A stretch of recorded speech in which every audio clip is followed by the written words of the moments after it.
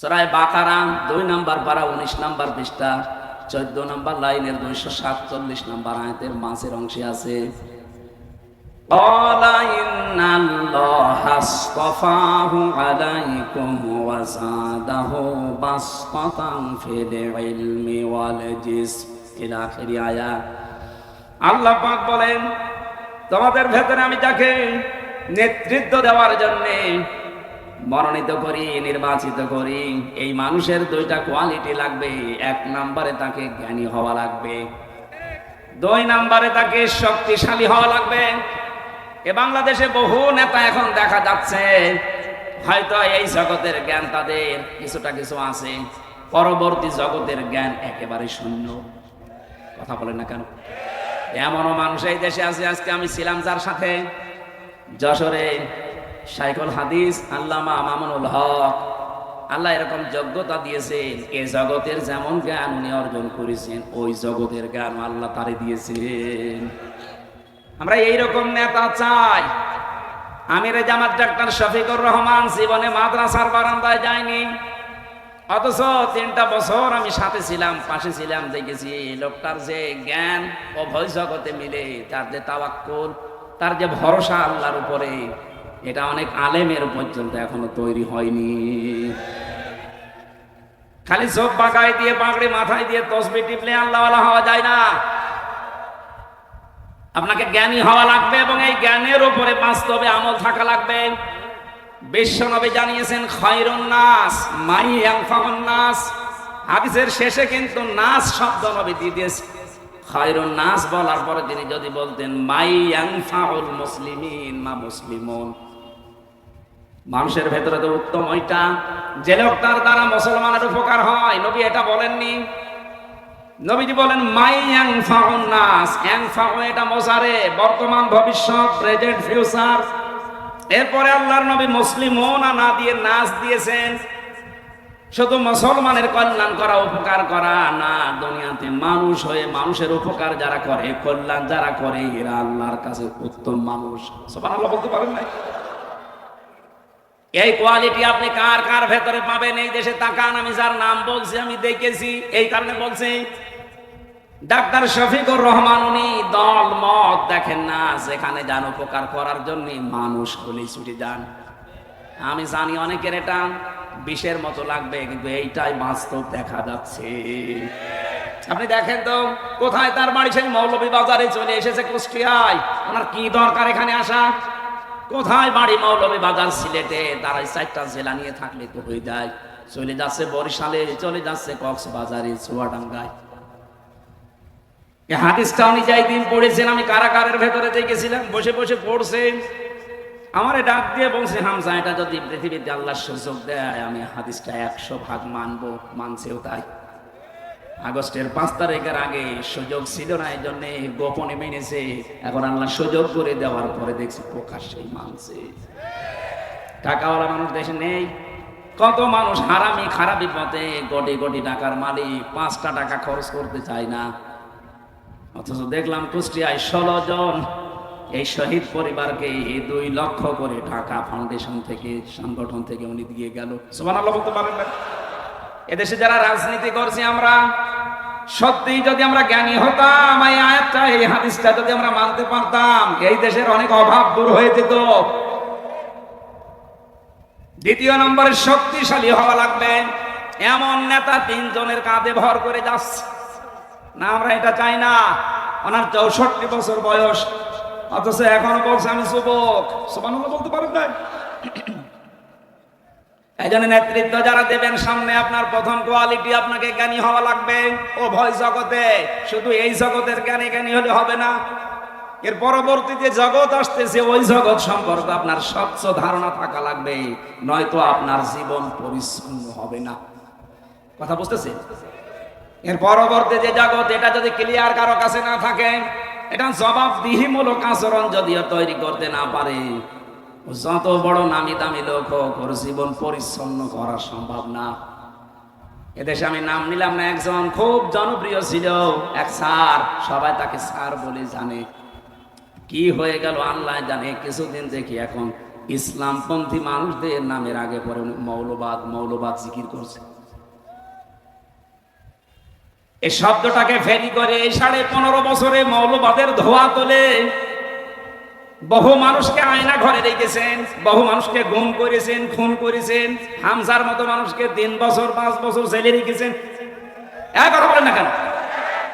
আমরা চাই এটা যেন এই মুসলমানের দেশে কেউ আবার উচ্চারণ না করে। কাকে বলেন আপনি মৌলবাদী? মৌলবাদ না থাকলে আপনার মা বাবার বিয়ে হতো না, আপনি জারজ হয়ে আসতেন। মুসলমানদেরকে আলেমদেরকে যারা এই গালি দেয়, আমি দ্বারকহীন ভাষায় বলছি, ওগুলোর জন্ম আসলে সমস্যা আছে। নয়তো আপনি এই গাল দেন কেন?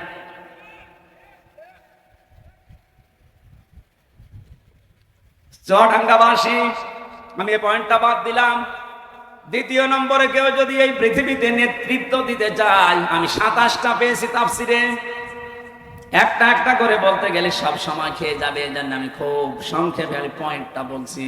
কেউ যদি সত্যিই নেতা হতে চায়, নেতৃত্ব দিতে চায়, ওই মানুষটা নিজের মন মতো কোনো কাজ করতে পারবে না। অথচ এইটাই 15.5 বছর আমরা দেখছি, মন যা চায় তাই করে। এক কথা বলি না কেন? এটা মন যা চায় তাই করতে পারবেন না, এটা আমি বানালাম।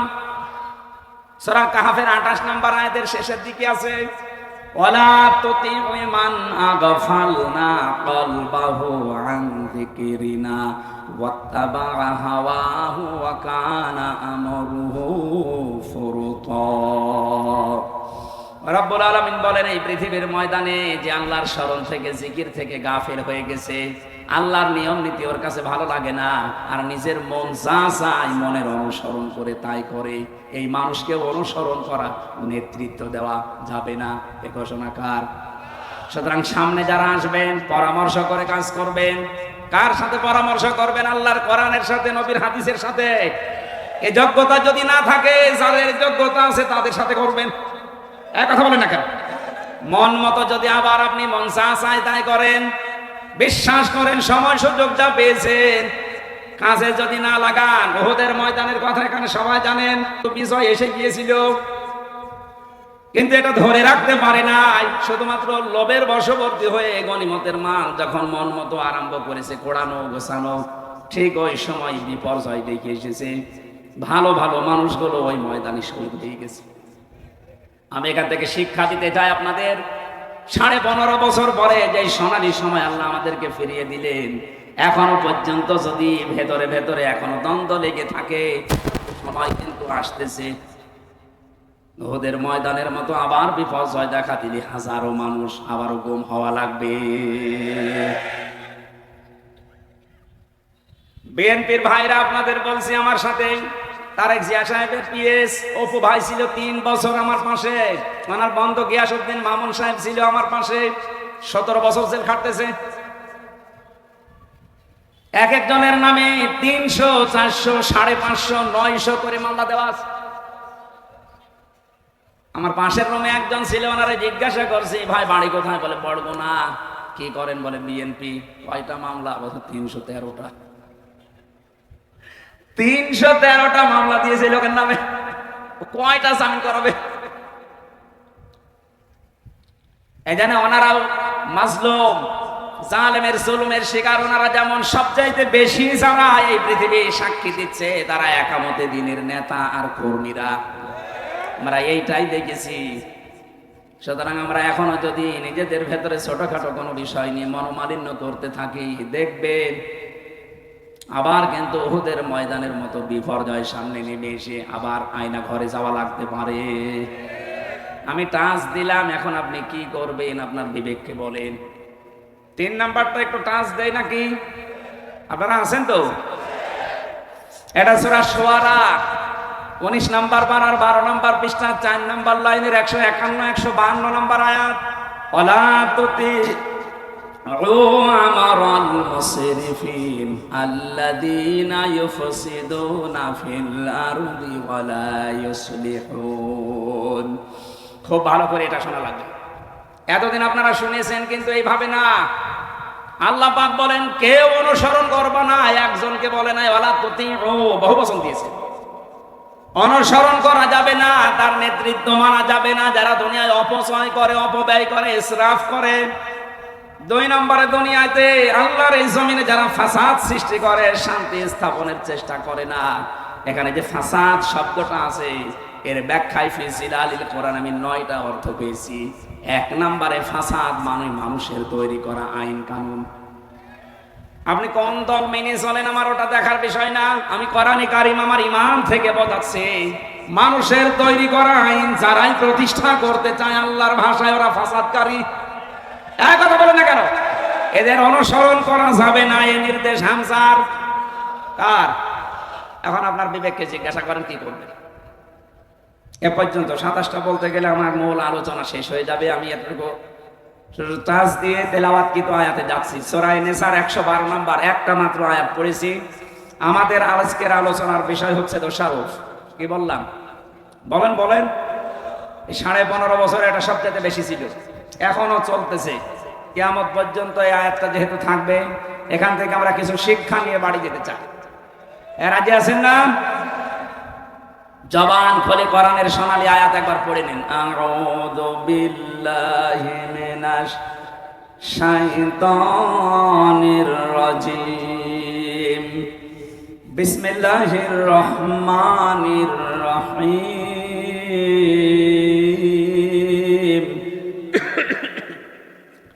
ومن يكسب خطيئة أو إثما ثم يرم به بريئا فقد احتمل بهتانا وإثما مبينا صدق الله العظيم। সূরা নিসার 5টা আয়াত পাওয়ার পরে নবীজি সবচাইতে বেশি খুশি হয়েছিলেন, তার ভেতর এইটা একটা। কেন খুশি হলেন আপনি দেখেন তো, আমরা খুশি হতে পারি কিনা। আল্লাহ পাক বলেন পৃথিবীতে এমন অনেক মানুষ আছে, ওয়ামাই ইয়াকসিব খতিআতান আও ইসমান, নিজে অন্যায় কাজ করে, অপরাধমূলক কাজ নিজে করে, আর এটা একটা নিরপরাধ মানুষের উপরে দোষটা চাপিয়ে দেয়।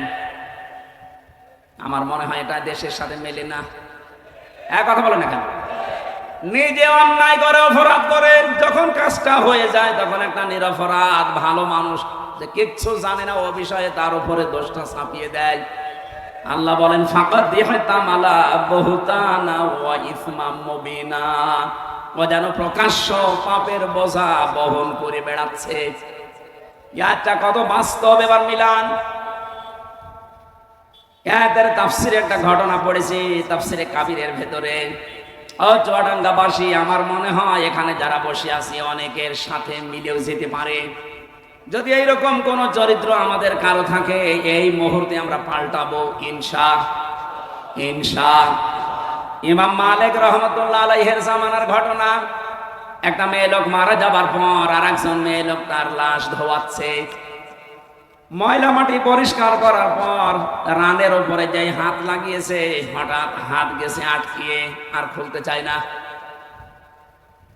ওই এলাকায় যিনি ইমাম ছিলেন তাকে ডাক দিয়েছে যে আপনি একটু ফতোয়া দেন, কি করা যায়। ইমাম সাহেব ফতোয়া দিচ্ছে, এক কাজ করেন, এই যে জীবিত মেয়ে লোকের তো কিছু করা যাবে না, এর তো হাতের দরকার আছে সামনে।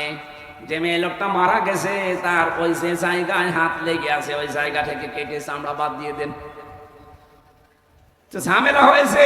মহিলার যারা স্বামী, যারা ছেলে আছে, তারা বলছে না, এমনি আমার মা মারা গেল, সে নেককার মহিলা, তার আবার লাশ কেটে এখন বাদ দিয়ে দেবেন, চামড়া, মরা মানুষ আমরা কাটতে দেব না। আপনার যদি খুব বেশি দরকার হয় তাহলে যে মহিলার হাত আটকে গেছে ওই মহিলার হাত কেটে বাদ দিয়ে দেন। এই মহিলার যিনি স্বামী আছে তার সন্তানাদি এসে বলছে না, আমরা এসেছিলাম উপকার করার জন্য, আর বিপদে ফেলে এখন আপনাদের নিজেরা এখন জীবিত মানুষের হাত কেটে দেবেন, এটা আমরা হতে দেব না। এর চাইতে আরেকটু বড় যিনি আছে তাকে ডাক দেন, তিনিও এই রায় দিলেন। কেউ মানে না। চিন্তা করছে দেশের প্রধান বিচারপতি যিনি, তার কাছে যান। ওই সময় ছিলেন ইমাম মালিক রাহমাতুল্লাহ আলাইহি। যেখানে ঘটনা ঘটেছে ওখান থেকে 80 কিলোমিটার দূরে তিনি থাকেন। ঘোড়ায় চড়ে তাকে নিয়ে আসা হচ্ছে। এই মেয়েটা কয়েক ঘন্টা চলে যাচ্ছে, তার অবস্থা খারাপের দিকে, কারণ তার প্রাকৃতিক যে প্রয়োজন আছে, কি করবে, হাত তুলতে পারে না, হাত তুললে ওই মরা লাশ উঠে যায়। উনি আসলেন, পর্দা দিয়ে জিজ্ঞাসা করলেন, নারী কি কি করেছে সব আমার কাছে খুলে বলো। মেয়েটা বলছে, ইমাম আমি কিচ্ছু করি নাই। ইমাম আহমদ ইবনে ইমাম মালিক রহমতুল্লাহ আলাইহি বললেন, দেখো আমার কাছে রাডার আছে, আমি কিন্তু ধরে ফেলবো, যা হয়েছে সত্যি করে বলো। মেয়েটা বলছে, ইমাম আমি হাত দিয়েছিলাম, হাত দেওয়ার পরে আমার হাত আটকিয়ে গেছে, এরপরে আমি আর কিছু জানি না। ইমাম মালিক চিন্তা করলেন, না এরকম তো হওয়ার কোনো কারণ আমি দেখতে পাচ্ছি না। কোরআনে কারীম এবং হাদিস এই দুইটা চোখ আমার লাগানো আছে, এর ভেতরে তো অবশ্যই এর সমাধান থাকবে, কই মেলে তো না। ডাক দিয়ে বললেন, কি হয়েছে সত্যি করে বলো। ধমক দেওয়ার পরে মেয়েটা এবার সত্যি কথা বলছে, ইমাম প্রথম কথা হচ্ছে, আমি যখন তার লাশ ধোয়ানোর জন্য ময়লা মাটি পরিষ্কার করে রানের উপরে হাত দিয়েছি, এই সময় একটা মন্তব্য তার উপরে নিক্ষেপ করেছিলাম। আমি মনে মনে ভাবছিলাম, তুমি ওপরে তো ফিটফাট, ভেতরে তুমি সদরঘাট, কারণ কয়েকদিন আগে, মরণের কয়েকদিন আগে একটা পুরুষের সাথে রিকশায় তোমার সেটে দেখেছিলাম। এ পর্যন্ত আমার ধারণা ছিল তার যে স্বামী বেঁচে আছে, তার ছেলে বেঁচে আছে। এই মৃত মহিলার ডাক দিয়ে বলা হচ্ছে, কয়েকদিন আগে এই ঘটনার সাথে জড়িত এই মেয়েটা কে, এটা তার স্বামী আর সন্তান দুইজন সাক্ষী দিচ্ছে, ওইটা আমার ফুফুর ছেলে। ফুফুর ছেলে এই মহিলার জন্য কি হয়, এই মেয়েটার ভাইয়ের ছেলে।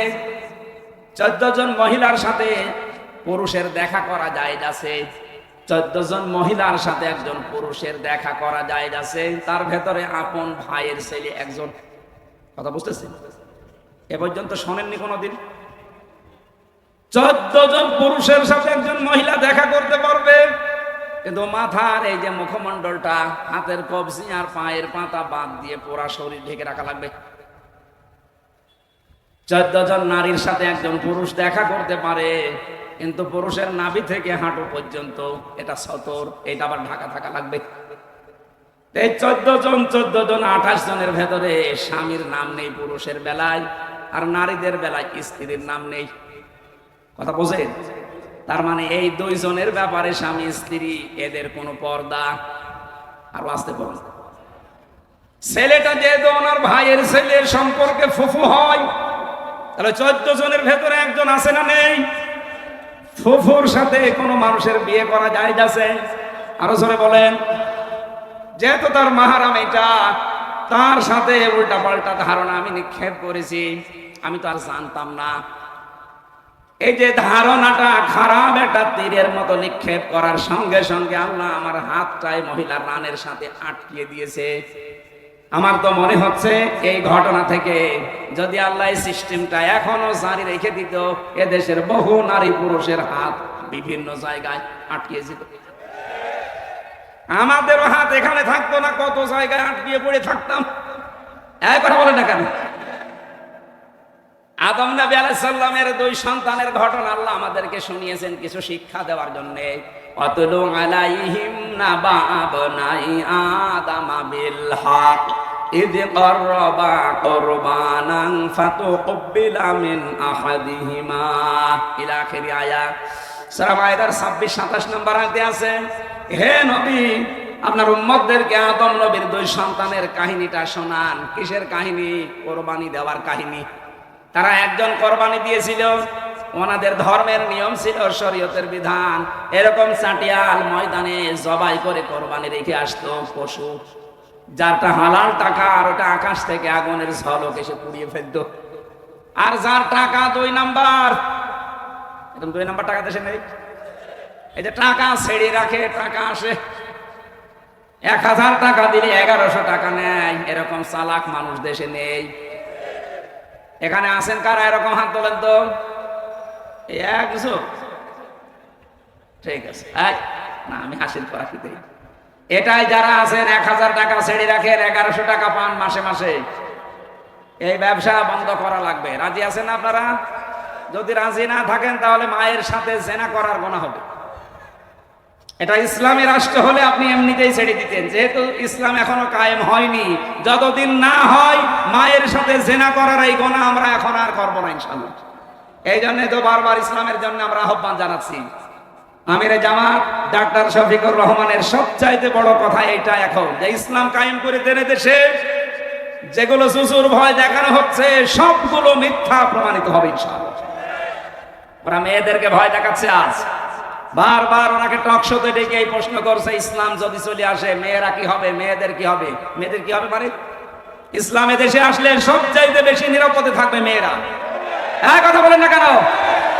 এদেশে যখন জাকাত ভিত্তিক অর্থনীতি কায়েম হবে, সংসদে সুদ নেওয়ার মতো না, সুদ দেওয়ার মতো না, সব বন্ধ হবে রাষ্ট্রীয়ভাবে। জাকাতের টাকা কালেকশন করে নিজেরা সব বাড়িতে বাড়িতে পৌঁছিয়ে দিয়ে আসবে, সেইটাই চাচ্ছি আমরা। শুধু ইতিহাসে পড়েছিলাম ওমর ইবনে আব্দুল আজিজের জামানায় এই ঘটনা, কেন আমরা ইতিহাসে পড়তে যাব? আমরা এটা দেখতে পারি না?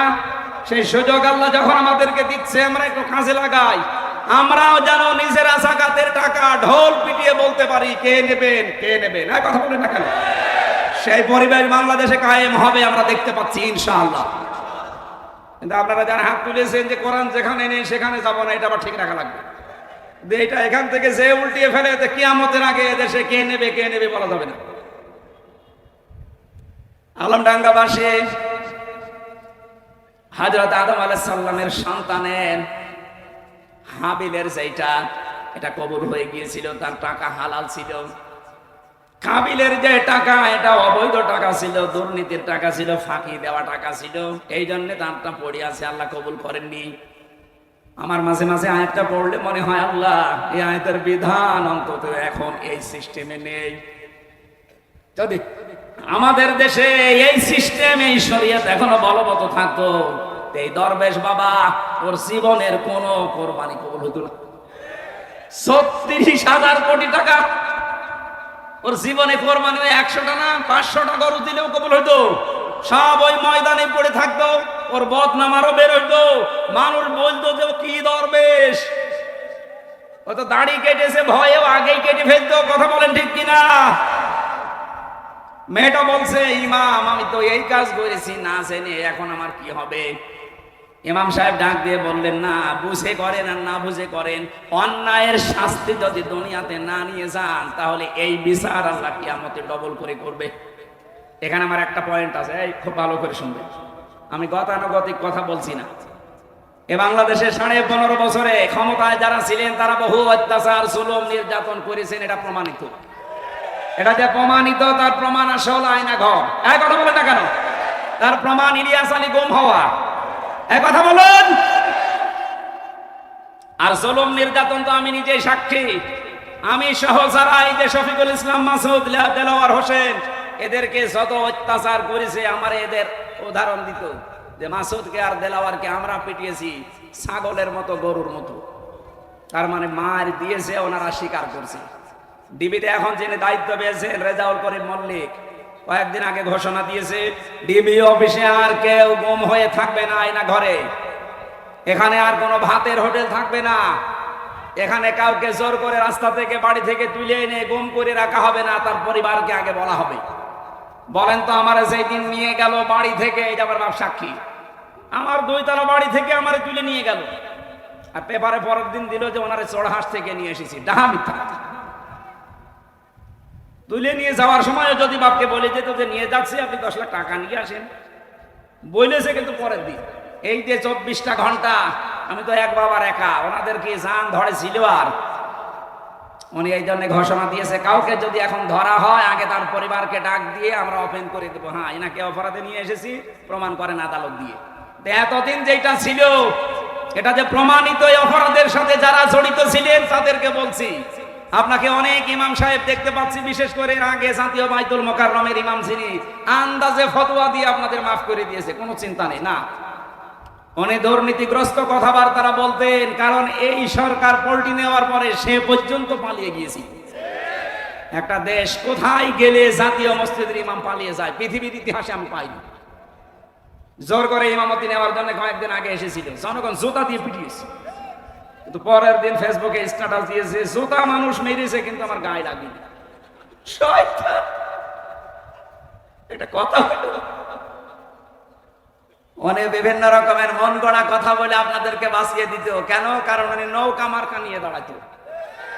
আমরা তো আর নৌকা মার্কা নিয়ে দাঁড়াচ্ছি না। এই জন্য আপনার মন মতো ফতোয়া না, আমি যেটা কোরআনে পড়েছি আর হাদিস যেটা পাচ্ছি ওইটা বলছি আপনাকে বাঁচার জন্য।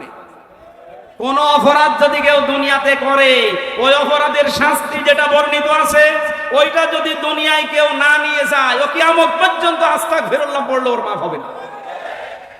হাদিস বলছে। এবার দেখেন তো, নবীদের কাছে এক যুবতী মহিলা এসে বলছে, হে রাসূল, আমি জিনা করেছি। নবীজি বলেন, চুপ করো। মুখ ফিরিয়ে নিলেন।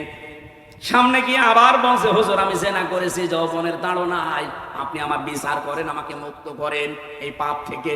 নবীজি আবার মুখ ভরিয়ে নিলেন। ডাক দিয়ে বললেন, যা হয়েছে কাউকে বলবা না, চুপ করো। মেয়েটা আবার সামনে যেয়ে বলে, হে রাসূল, আমি জিনা করেছি, আপনি আমার উপর বিচার করেন, আমাকে মুক্ত করেন।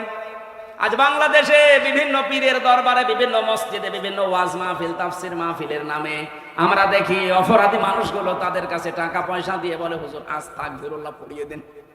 আর হুজুরও পেয়েছে, পড়িয়ে দিচ্ছি আমরা আস্তাগফিরুল্লাহ রাব্বি মিন কুল্লি যামবি ওয়া তুবু ইলাইহি। পড়াই না? এই কথা বলেন না কেন? নবীজি কি ১৫০০ বছর আগে ওই মহিলাকে বলতে পারতেন না, ওই যা হয়েছে হয়েছে, গোপনে আস্তাগফিরুল্লাহ পড়ে নাও?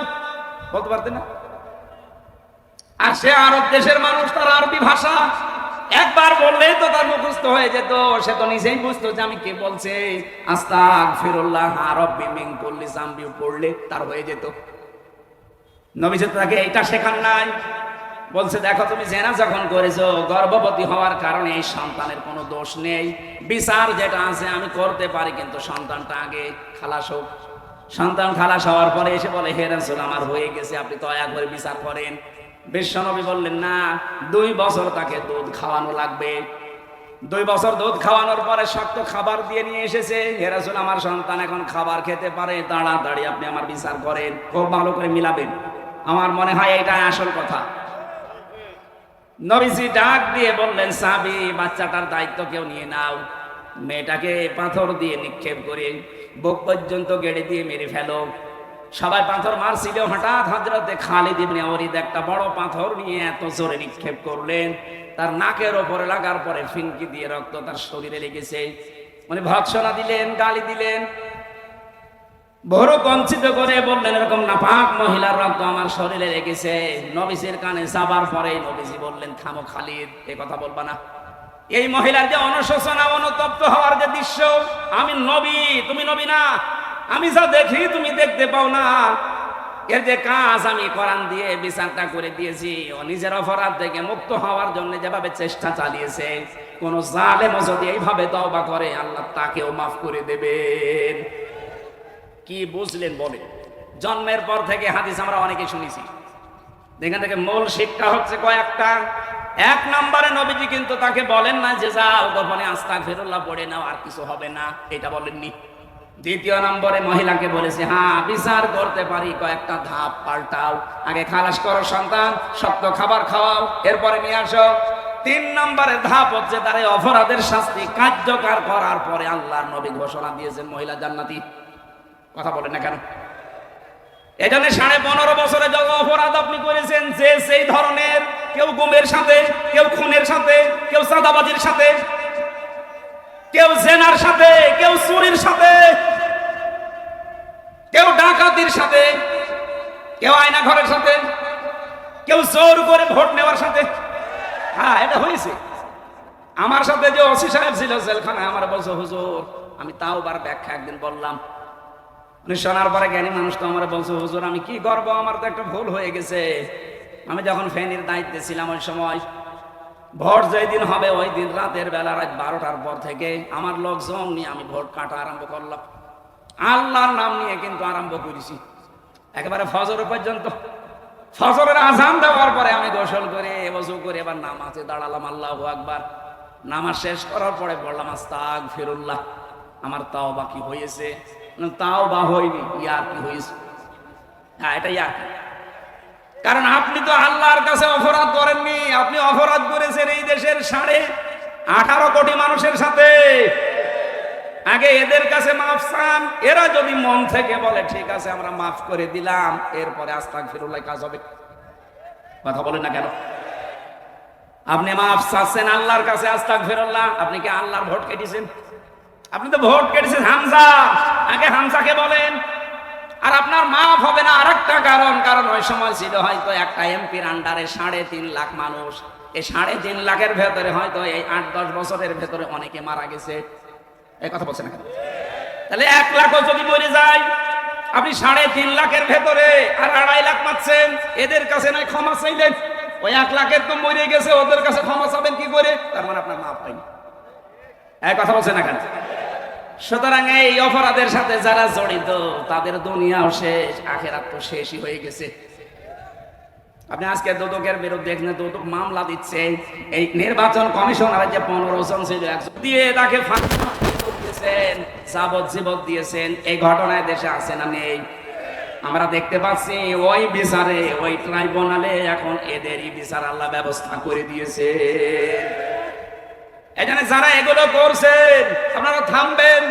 জীবনও আপনার আর কোনোদিন সাক্ষী নেওয়া হবে না। এত বড় শাস্তি দুনিয়ায়।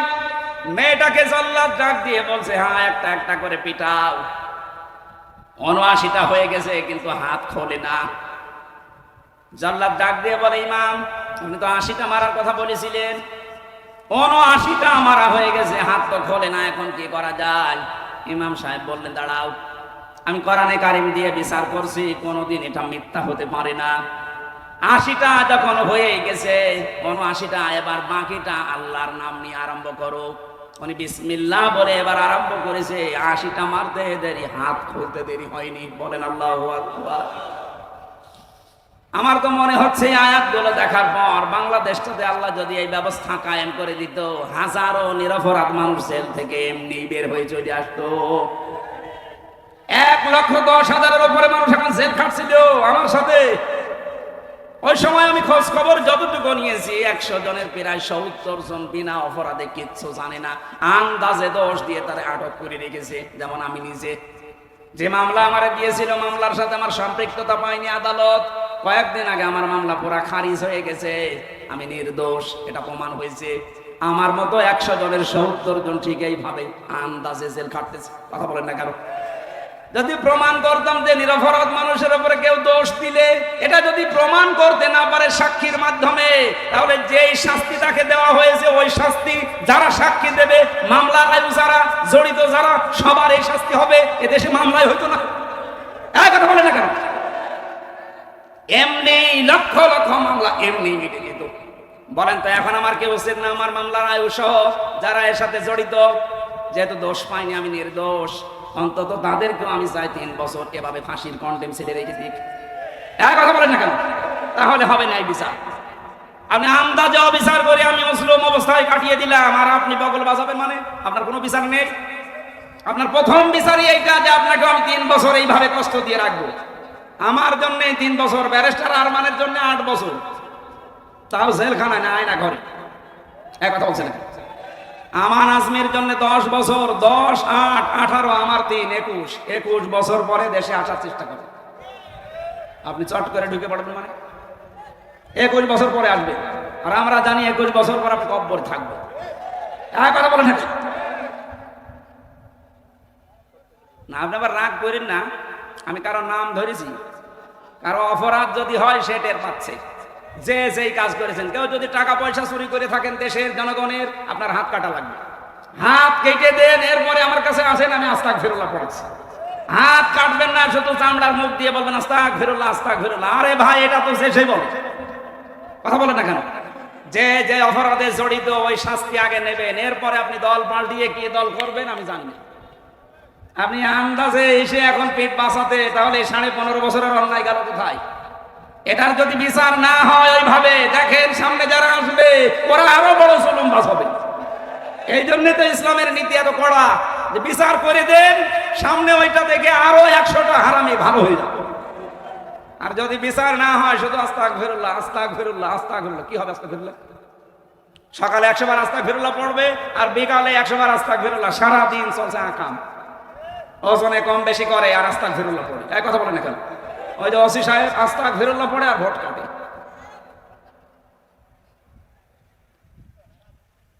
80টা মারা হয়ে গেছে, ইমাম সাহেব ডাক দিয়ে বললেন, মেয়ে, আমি কোরআনে কারিমের দিয়ে বিচার করেছি, তুমি কোনদিন আর কাউকে দিয়ে এই পৃথিবীতে সাক্ষী দিতে পারবা না, তোমার সাক্ষী গ্রহণযোগ্য নয়। এ বাংলাদেশে ছাড়া নূরের এই 4 নাম্বার আয়াত যদি সংসদে কায়েম হয়ে যেত, এ দেশে যত মিথ্যা সাক্ষী দিয়ে এখনো বুক ফুলিয়ে বেড়ায়, এরা সব থাকতো কারাগারে। এদের সাক্ষী আর জীবনেও গ্রহণ করা হতো না আদালতে। এই কথা বলেন না কেন? কত বড় অপরাধ করেছেন আপনি টের পাচ্ছেন? রহমানের বান্দা যে মানুষগুলো হবে দুনিয়াতে, বান্দা বলেন বান্দি বলেন, তাদের যে 13 নাম্বার গুণ আছে, এই 13 নাম্বার গুণের ভেতরে আমি পেয়েছি এই মানুষগুলো কোনোদিন মিথ্যা সাক্ষী দেবে না। অথচ 15.5 বছরে ভরি ভরি মিথ্যা সাক্ষী আমরা দেখতে পেয়েছি। 5 তারিখের আগ পর্যন্ত আমার নামও 4 জন সাক্ষী দেওয়ার জন্য কুষ্টিয়া থেকে গেছে, জীবনে কোনোদিন নামও শুনিনি, তাদের দেখিও নি, আন্দাজে। পরবর্তীতে বের হওয়ার পরে মিষ্টি নিয়ে গিয়েছিলাম ওই চড়হাসে। ভাই সত্যি করে বলেন তো আপনি কি কি কি? বলছে, হুজুর আমার গোপনে এসে টাকা দিয়েছে, করবো কি? আমার বাবার কাছ থেকে যে টাকাগুলো নিয়েছিল ওটা হালাল করা লাগবে, ওটা হালাল করেছে ওই সাক্ষীদেরকে টাকা দিয়ে। এদেশে বহু সাক্ষী এরকম টাকার মাধ্যমে বিক্রি বন্ধ হয়ে গেছে, এখনো আছে, সেটা যেন বন্ধ হয়। মিথ্যা সাক্ষী দিলে আপনি যাই করেন আপনি জাহান্নামে যাবেন। এই কথা বলেন না কেন? ইমাম মালিক রাহমাতুল্লাহ আলাইহি মেয়েটাকে ডাক দিয়ে বলছে, দেখো আমার কাছে নবীজির একটা হাদিস ছিল, রাডার দিয়ে আমি কিন্তু ধরে ফেলতাম তুমি যদি স্বীকার না করতে। মান সালিমাল মুসলিমুনা মিন লিসানিহি ওয়া ইয়াদিহি। নবীজি বলেন এটা তো মুসলমানই না যার হাতের দ্বারা আর মুখের দ্বারা মানুষ নিরাপদে থাকে না। এখানে শুধু মানুষের নাম নবীজি দেয়নি, মান সালিমাল মুসলিমুনা মিন লিসানিহি ওয়া ইয়াদিহি। এই দুইটা শব্দের সাথে আজ পৃথিবী মিলাবেন। আজ বড় বড় মডেল যারা দাবি করছে, এ বাংলাদেশেও যারা মানবতার কথা বলছেন, তাদের হাতের দ্বারা মুখের দ্বারা কয়জন মানুষ শান্তিতে ছিল? এই যে আজকে অক্টোবর মাসের 27 তারিখ, আগামীকাল যেটা 6 সালের এই দিনে জীবিত মানুষকে যারা পিটিয়ে লগি বইটা দিয়ে হত্যা করার পরে ড্যান্স দিয়েছিল লাশের উপরে, তাদের মুখে যদি এখন মানবতার কথা শুনতে হয়, শয়তান পর্যন্ত হাসবে না। কথা বলেন না কেন? 7 সালে একবার আসছিলাম, তখন তো ছোট মানুষ, কেবল দাখিল পরীক্ষা দিয়েছিলাম। এবার সিরাজগঞ্জ থেকে আসছিলাম, ড্রাইভারের পেছনে বসে আছি বাসের। ড্রাইভার সাহেব রোডের উপর দিয়ে না দিয়ে বাম দিয়ে দিল, এরকম করলেন, গাড়ি তো উল্টিয়ে যেত। ড্রাইভার আমার বলছে, দেখেন একটা কুকুর পড়ে আছে, মরা কুকুর, আমি ডবল করে চালাবো, আমার বিবেক নেই। বললাম, ড্রাইভার সাহেব তো মরা কুকুর, মেরে ফেললেই কি আর না ফেললেই কি? গাড়ি চালিয়ে দিলেও কিছু হইতো না। ড্রাইভার আমার দিকে ঘুরে বলছে, হুজুর আপনি কি আসলে হুজুর না? আপনি কেমন হুজুর? আপনি দেখছেন একটা মরা কুকুর পড়ে আছে, আমি ডবল করে মারবো, আমার বিবেক নেই? এইটা শোনার জন্য আমি ছিলাম। আপনি কোন ধর্মের লোক আমি জানি না। পরবর্তীতে ওনার নাম শুনলাম সুভাষ দাস, তার মানে হিন্দু মানুষ। ওনার ইমান নেই কিন্তু বিবেক আছে। কথা বলছেন না কেন? ইমান নেই কিন্তু কি আছে? আরো জোরে বলেন, বলেন। এই বিবেক জাগ্রত থাকার কারণে মরা জিনিসটাও নিকৃষ্ট জীব কুকুর, এইটাও মারতে উনি রাজি না, ডবল করে। অথচ 28 অক্টোবর জীবিত মানুষকে আপনি লগি বৈঠা দিয়ে মারার পরে শেষ করে ড্যান্স দিয়েছে লাশের উপরে। আমি ড্রাইভারকে ওই দিন বলেছিলাম, ভাই আমি এটা দৃশ্য নিজের চোখে দেখেছি, এদেরকে আপনি কোন সোর্সে মানুষ মনে করেন বলেন তো? তারা যদি এখন মানবতার কথা বলে, এটা মেনে নেওয়া যায়?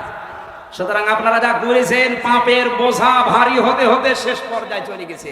কোরআনে কারিমের সূরা আলে ইমরান 178 নম্বর আয়াত শেষের দিকে আছে, ইন্নামা নুমলি লাহুম লিয়াজদাদু ইসমা।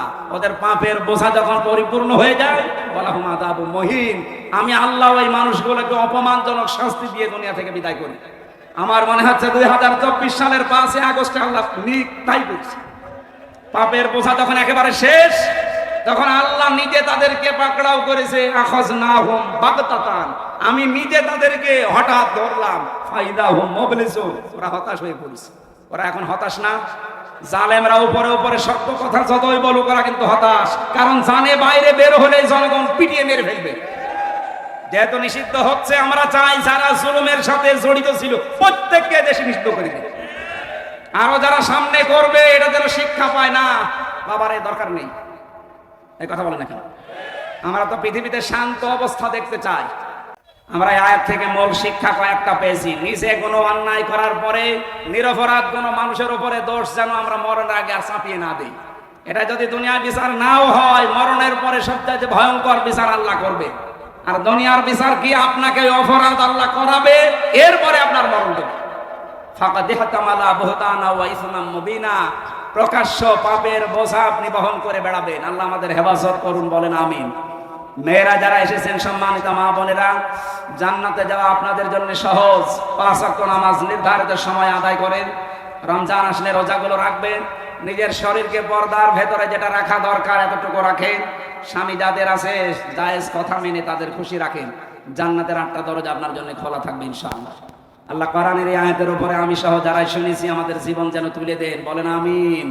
আল্লাহুম্মা আমিন। লা ইলাহা ইল্লা আনতা সুবহানাক ইন্নী কুনতু মিনাজ জালিমিন। এই মোনাজাত করেন, বসে মোনাজাতটা বসে করেন, একটু বসেন। মোনাজাতের পরে ওই যে সাদা গাড়িতে আমার লিখিত বই আছে, যাওয়ার সময় মেয়েদের জন্য নিয়ে যাবেন। রব্বানা আতিনা ফিদ দুনিয়া হাসানা ওয়া ফিল আখিরাতি হাসানা ওয়া কিনা আযাবান নার। মাথা নিচু করেন, মাথা নিচু করেন, চক্ষু বন্ধ করেন, জীবনের অপরাধগুলো স্মরণ করেন। আশা করছি কোরআনের অনুষ্ঠানের কারণে আল্লাহ অপরাধগুলো শুধু মাফ করবে না, পুরা জায়গাটা আল্লাহ নেকি দিয়ে পাল্টিয়ে দেবে ইনশাআল্লাহ। মাথা নিচু করেন, মন থেকে আফসোস নিয়ে আসেন। ইউনূস নবীর মতো আফসোস করে, লা ইলাহা ইল্লা আনতা সুবহানাকা ইন্নী কুনতু মিনাজ জালিমিন। রব্বানা যালামনা আনফুসানা ওয়া ইল্লাম তাগফির লানা ওয়া তারহামনা লানাকুনান্না মিনাল খাসিরিন। রব্বুল আলামিন, চুয়াডাঙ্গা জেলার আলমডাঙ্গা থানার এনায়েতপুর চাড়াপাড়াদি তোমার হাজার হাজার লক্ষ লক্ষ বান্দা বান্দিরা বসে বসে নিজের গুনার কথাগুলো স্মরণ করে হাত তুলেছি। তুমি নিজেই জানিয়েছো, ওয়াকালা রাব্বুকুম উদউনি আস্তাজিব লাকুম, আমাকে ডাকো আমি ডাকের সাড়া দেব। বড় আশা নিয়ে আমরা হাত তুলে বসে আছি। আল্লাহ তুমি ইউনূস নবীর মতো আমাদেরকেও ক্ষমা করে দাও। ফাস্তাজাবনা লাহু ওয়া নাজ্জায়নাহু মিনাল গাম্মি ওয়া কাযালিকা নুনজিল মুমিনিন। শুধু ইউনূস নবী না, এইভাবে করে যারাই ক্ষমা চায় আল্লাহ তুমি তাদেরকেও নাকি নাজাত দিয়ে দেবে। আমাদেরকে তুমি আমাদের গুনাহ থেকে নাজাত দাও, আমাদের গুনাহ থেকে আমাদের জীবনের মধ্যে মুক্ত করে দাও। এ বিশাল আয়োজনে যে জায়গা থেকে যারা অবস্থান নিয়ে সহযোগিতার হাত বাড়িয়েছে, আল্লাহ গ্রামবাসীর উপরে তোমার রহমত নাজিল করো। যে যাই করুক না কেন, এরা কোরআনের কাছে এসে সব এক হয়ে গেছে। আল্লাহ তুমি এদেরকে কোরআনের জন্য এক এবং নেক বানিয়ে দাও। আলোচনার সওয়াবগুলো তুমি বিশ্বনবীর রওজায় পৌঁছিয়ে দাও। দুনিয়ার মাটির নিচে যারা ঈমান নিয়ে ঘুমিয়ে আছে এদেরকে ক্ষমা করো আল্লাহ রব্বুল আলামিন। বৈষম্য বিরোধী ছাত্র আন্দোলনের মাধ্যমে এ দেশটা আমাদের কথা বলার পরিবেশ যারা জীবন দিয়ে তৈরি করে গেলেন তাদেরকে শাহাদতের সর্বোচ্চ মর্যাদা দান করো। যারা অসুস্থ হয়ে পড়ে আছে হাসপাতালে 780 জনের উপরে এখনো আছে, এদেরকে তুমি শেফায়ে কামিলা আজলা নসিব করো। এই গ্রামের সন্তান আলমডাঙ্গার সাবেক পৌর মেয়র মীর মহিউদ্দিন অসুস্থ হয়ে আছে, দোয়া চেয়েছে আল্লাহ শেফায়ে কামিলা আজলা নসিব করো। রব্বুল আলামিন, আমি সহ যারা অসুস্থ আছি আমাদেরকে তুমি তোমার পক্ষ থেকে শেফা দিয়ে দাও। সম্মানিত সভাপতি হাফেজ মাওলানা মিনারুল ইসলাম, আল্লাহ তোমার আলেম বান্দাকে আলেম হিসাবে কবুল করে নাও। সম্মানিত মা বোনেরা যারা বসে আছে, আল্লাহ এটা আমার মায়ের দেশ, হয়তো এখানে আমার নানি, আমার খালা, আমার মামিরা যারা এসেছে, আল্লাহ তাআলা মামাতো বোন, খালাতো বোন যারা এসেছে এদেরকে তুমি রহিমার মতো ফাতিমার মতো বানিয়ে দাও। এই গ্রামে মাটির নিচে যত মানুষ ঘুমিয়ে আছে কোরআনের ইজ্জতে মাফ করে দাও। আমার আব্বা জান এসেছে, আল্লাহ আমার আব্বাকে তুমি ইসলামের জন্য কবুল করো। আমার মাকে তুমি মেহেরবানি করে মাফ করে দাও। যার মাধ্যমে এসেছে মাওলানা হোসাইন আহমেদ, আল্লাহ তাআলা তার বাবাটা কবরে আছে, বাবা না থাকলে কি অবস্থা হয় সে টের পাচ্ছে, আমার বেঁচে আছে আমি এখনো টের পাইনি। মেহেরবানি করে মরহুম আমার মন্ডলকে কবরে মাফ করে দাও, কবরটা তুমি জান্নাতুল ফেরদাউস বানাও। এই গরস্থানে যত মানুষ ঘুমিয়ে আছে কোরআনের এই অনুষ্ঠানের ইজ্জতে তাদের সবাইকে আজকে থেকে কিয়ামত পর্যন্ত মাফ করে দাও। আমার নানা নানি পাশেই ঘুমিয়ে আছে, আল্লাহ আমার নানা নানিকে কবরে জান্নাত দান করো। কত সম্মানিত মানুষ এখানে বসে আছে, এদের সম্মান মর্যাদা তুমি আরো বাড়িয়ে দাও। মাথা নিচু করে যারা জীবনের অপরাধগুলো স্মরণ করছে কাউকে খালি হাতে ফেরত দিও না। যার যে অসুবিধা আছে আল্লাহ তুমি নিজ গুণে দূর করে দাও। কারো কর্মজীবন নিয়ে একটা হালাল কর্মজীবন তৈরি করে দাও। কারো মেয়ে বাড়িতে বসে আছে আল্লাহ 7 পাত্র থেকে পাত্রস্থ করার তৌফিক দাও।